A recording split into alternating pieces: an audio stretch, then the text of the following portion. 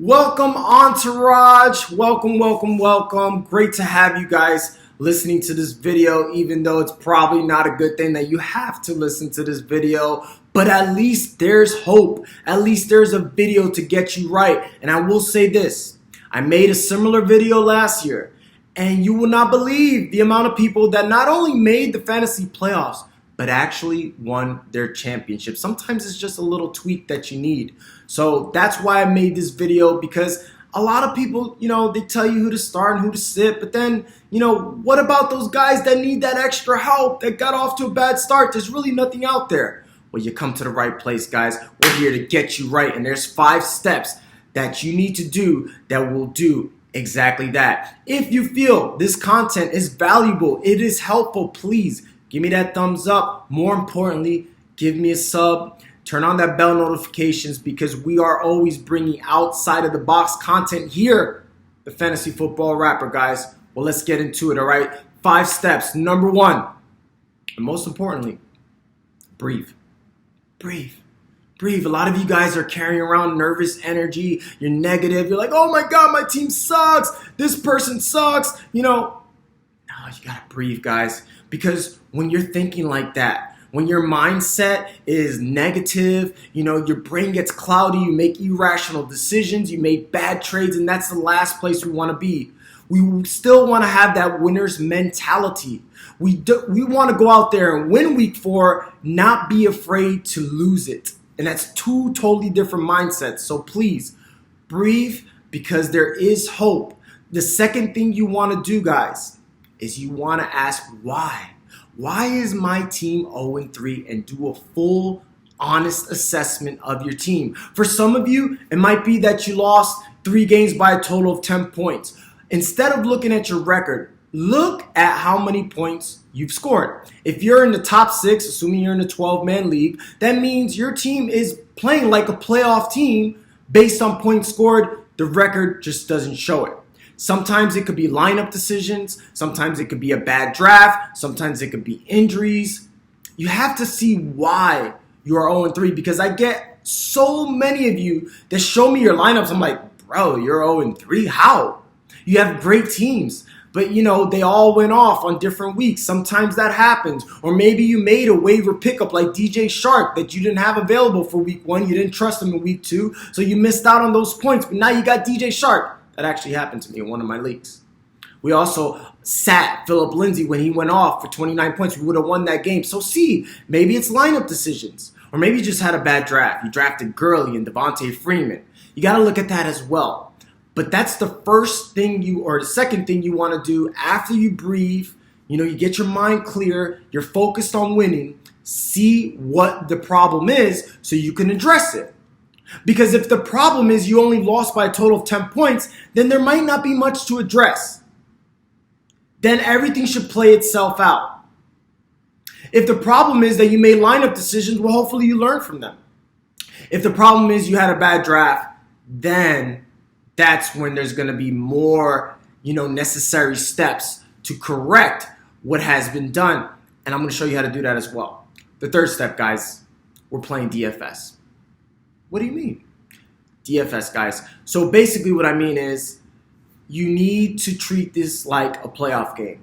You're in win now mode. You're not trying to get, players like Melvin Gordon and trying to steal them in hopes that, he comes back and, you win. No, you need to win today, which means you might have to make some tough decisions that might make you feel uncomfortable. You might have to trade Dalvin Cook, as crazy as that sounds.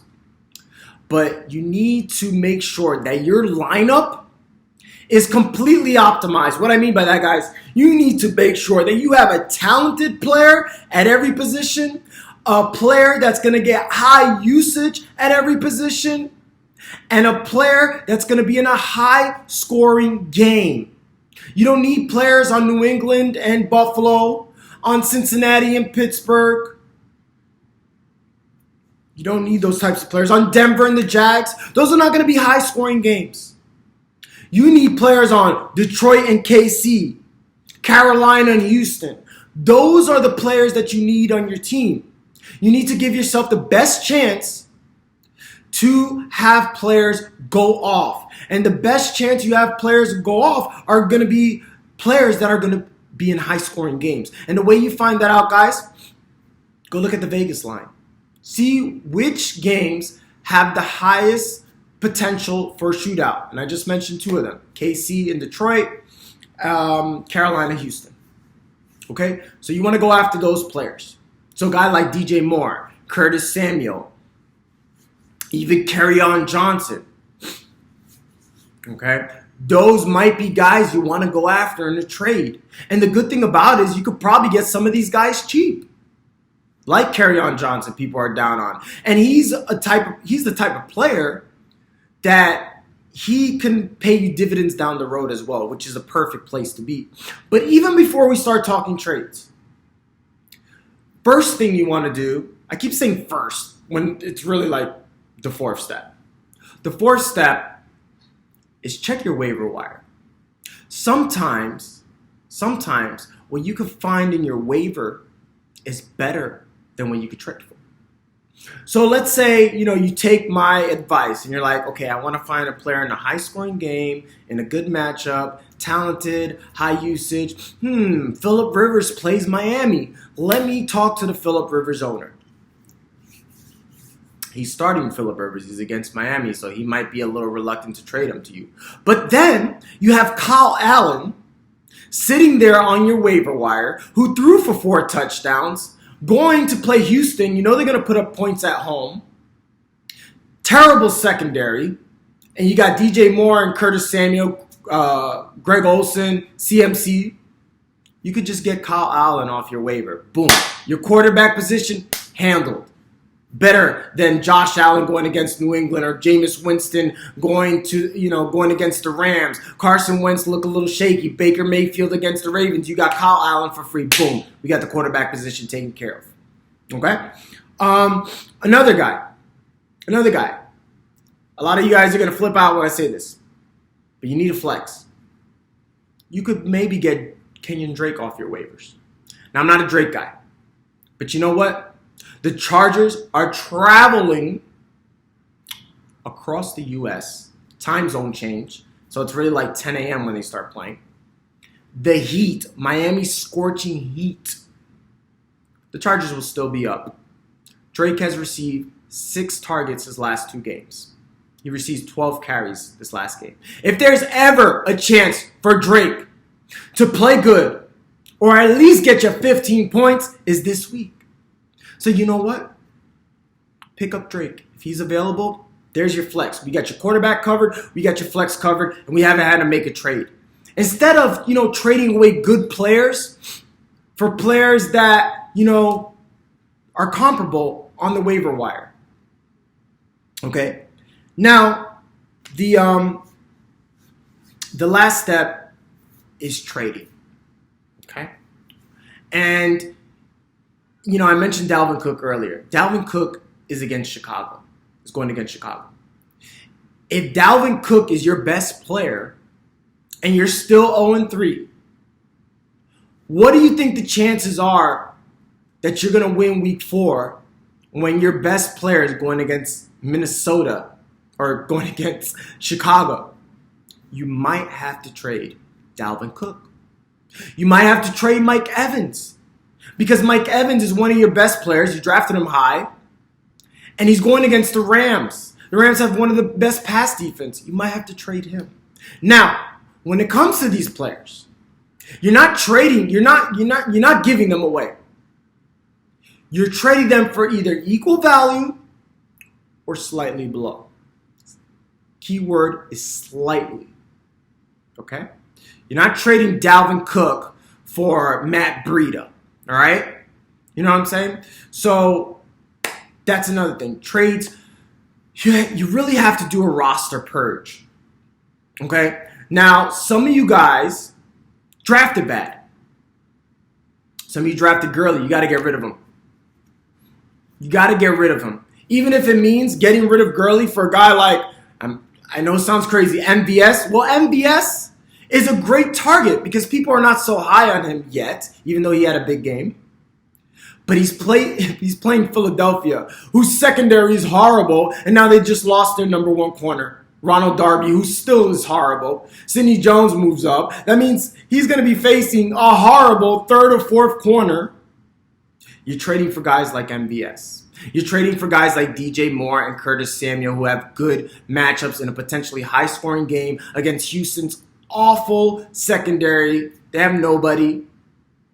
And you could buy low. So I would rather you go after those players that you could still get relatively cheap, like DJ Moore and Curtis Samuel, MVS, than go after, the big home runs, because it's giving you a better chance to win now this week, and they're still good players, and it's not going to totally deplete your roster.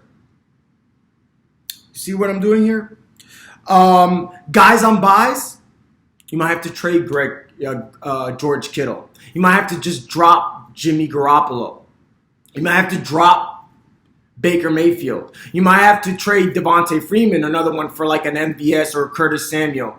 Or Gurley. Gurley, you could probably get more than MVS. Maybe MVS and, I don't know, maybe even Drake if he's not in your waiver. But those are two players that'll fill two holes in for this week. Remember, not everybody's going to be fully loaded for week 4 because there's buys. A lot of people have San Francisco players. But you see the mindset that you have to be in? You see the examples I'm giving you, like DJ Moore, talented, high usage. Well, he only caught one ball last year, but he could have high usage. He's number one receiver, and he did get a lot of targets before that. In a high-scoring game, good matchup, weak secondary. Those are the players that you'll be going after. Like I mentioned, Kerryon Johnson, Kenny Golladay, even possibly Marvin Jones. Kyle Allen at the quarterback position. Jared Goff could be had for pennies. Maybe even on your waiver wire. At home, Jared Goff is a very, very good player. Cooper Kupp will be hard to come by, but maybe you go after Robert Woods. Robert Woods hasn't done anything all year, but is a talented receiver in a great matchup. He is due. So you go after Robert Woods. You see, now we got solutions. We're getting good players and good matchups who are talented, who have high usage, and you're not depleting your roster. Because there's really no clear stud. Like Dalvin Cook's got a bad matchup. Kamara is going to be too expensive. Nobody's going to really want to trade Kamara. And if anything, people are going to be looking to rip you off. But you can still rip them off by going with that mentality, talent over everything. And like I said, Curtis Samuel's cheap. MVS is cheap. DJ Moore should be cheap. Kerryon Johnson's cheap. Jared Goff is cheap. I'm giving you guys solutions. Okay? Even a guy like Ebron could be on your waiver wire. He's going against Oakland. T.Y. Hilton's probably not playing. He has a really good chance of getting a touchdown. Instead of trading, paying high for, I don't know, some other average tight end. Who's an average tight end that people might overpay for? I don't know, maybe Disley. I like Disley, but just give you an example. Again, there are ways to come back, but there's a proper way to do it. And doing a desperate trade for a name, because maybe that got you in trouble in the first place. But guys, you got to purge your lineups. These Baker Mayfields, these Todd Gurleys, these Devontae Freemans, all these sexy names, you got to win now. And I know it hurts if you got to get rid of Gurley for like an MVS and a Drake. It hurts. But guess what? Gurley isn't doing much anyway. And it's just a matter of time before he goes down. Same thing with Devontae Freeman, guys. Devontae Freeman is not the pass catcher. It's a throwing team. Get rid of him while you still have a chance and get players that are going to help you this week. Okay? So recap. Breathe. Assess your lineup. Why am I 0-3? Once you do that, get in that DFS mode. Win now with talented players, nice matchups, high volume, and high scoring games, which again, you could find Google, Vegas line, NFL games. Get as many players on those potential shootouts. Vegas is usually very accurate, by the way. Then we go to the waiver wire. We look for guys like Drake, Ebron, Kyle Allen, maybe even MVS, who knows? And last thing we do, this way if the trade doesn't work out, you know what I'm saying? Or this way, if you can't get a trade that makes sense, you at least have those waiver upgrades. Even a guy like Kenny Stills could be a sleeper. Darius Slayton from the Giants. Shepard's out. So that you're getting in deeper. Those are more like flex plays that could play out. But again, we're not desperate. We're thinking we have a winner's mentality, aggressive, but we're not desperate. So we don't want to give away our key players for nothing. I have no problem with you trading. You know, Dalvin Cook is going to bring you significant returns for this week, but we're not just going to give him away. And that's where those deeper guys like the Stills and the Darius Slaytons, I'd rather you guys take a swing at those and their upside than just give away your team. Okay? But we are in win now mode. All right? So hopefully this video gives you some insight, some hope, some clarity, and now you know exactly what to do. And I promise you guys, if you do those 5 steps, if you have a lineup with a bunch of players in high-scoring games who have high usage, you're going to be okay. You're going to be okay. And we'll worry about next week. So we can always maneuver, guys. We can always trade. We can always hit the waiver wire. There's ways to make it in this league. Because remember, there's always guys, there's always wide receiver 3s and 4s that play, you know, like 1s every week. And that's how I win in DFS. It's about finding those hidden gems.